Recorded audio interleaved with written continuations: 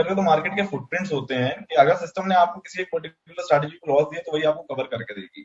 अगर आप किसी भी एक सिस्टम को रिलीजियसली फॉलो कर रहे हो, हम्म, मैं नहीं मानता उसमें नुकसान हो सकता है।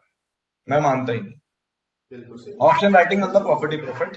हम्म, ड्रॉडाउन आएंगे, हम्म, वो एक अलग बात है।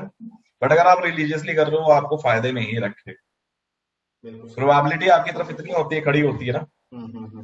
तो आपको नुकसान में नहीं ले जा सकता। एक लॉन्ग टर्म मतलब एक कहते हैं ना कि स्टार्ट टू एंड आप लॉस में नहीं जाओगे। बिल्कुल सही बात है। एक बार अगर मैं सिक्स ये मंथ का चीज, टाइम फ्रेम बना लूं या 4 मंथ का टाइम फ्रेम बना लूं तो उसमें आप हाँ, ज्यादा अगर आप, हाँ, क्वार्टर या हाफ ईयरली का अगर आप एक टाइम फ्रेम बना लो, मैं नहीं मानता कि आप लॉस में रह सकते। सही। अगर आप जेन्युइनली एक सिस्टम को प्रॉपरली फॉलो करो ओके। तो मेरे लिए ना एक वही बहुत बड़ा मोटिवेशन है कि सिस्टम ट्रेडिंग से पैसा बनता है।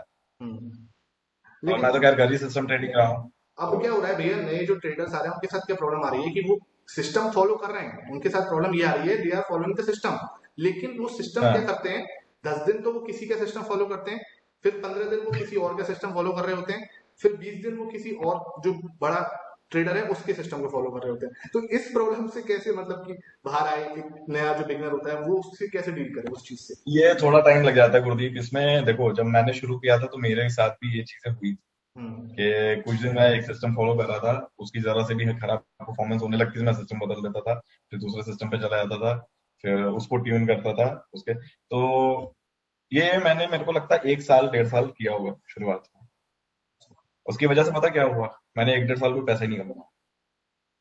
ओके, मतलब ये तो सही में शॉकिंग है। 2018 नवंबर में मैंने शुरू किया, मैं भी चेक कर रहा था अपने रिटर्न। 2018 नवंबर से हाँ। 2019 अक्टूबर, पूरे 1 साल मेरी मुश्किल से 2 लाख रुपए की कमाई थी, 40 लाख के गैप।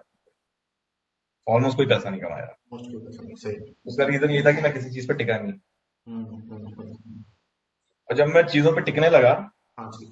मेरी परफॉर्मेंस ही अलग हो गई। वो तो अब तो खैर। बीच बीच में कुछ ना कुछ गलतियां हो जाती। टिकने शुरू कर दिया था, हाँ जी। टिकना शुरू कर दिया था, बट फिर भी बीच बीच में कुछ ना कुछ गलतियां, कभी कभी डर के, हम्म, कभी कुछ के, है हम्म, ना। हम्म, कभी लग रहा है कि नहीं, यहाँ से ऐसा हो जाएगा तो हम ऐसा कर लें। हम्म। देखो, अगर आप सिस्टम ट्रेडिंग कर रहे हो ना तो सिस्टम पे अपने भरोसा रखो। सही बात है। इतना टेस्ट करो, इतना टेस्ट करो, इतना टेस्ट करो सिस्टम को ना, हम्म। कि कॉन्फिडेंस आ जाए उस पर। और नहीं भी करोगे तो मेरी गारंटी ले लो, फिर भी पैसा कमा। सही बात है।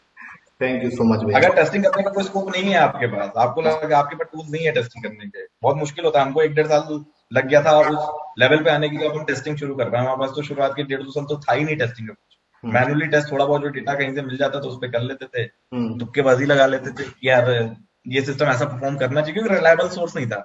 हम्म। आज भी मेरे को लगता है कि 99% के पास टेस्टिंग का रिलायबल सोर्स है नहीं, इसलिए भी वो काफी कंफ्यूज है।